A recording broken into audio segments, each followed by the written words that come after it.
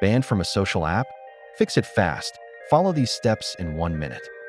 Common causes: policy violations, automated detection errors, or account compromise.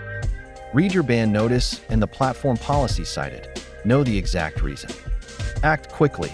Begin the official appeal from the app's support or help center. Quick appeal example: my account was suspended in error.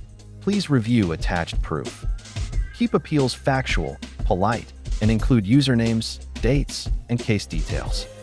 Collect evidence, screenshots, post URLs, timestamps, and export your account data. Save metadata and emails, and document any security breaches or impersonation. Submit attachments clearly, summarize each piece of evidence, and request a review.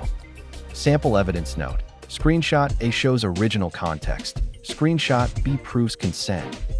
Prevent future bans. Follow community rules. Enable two-factor and pre-check content.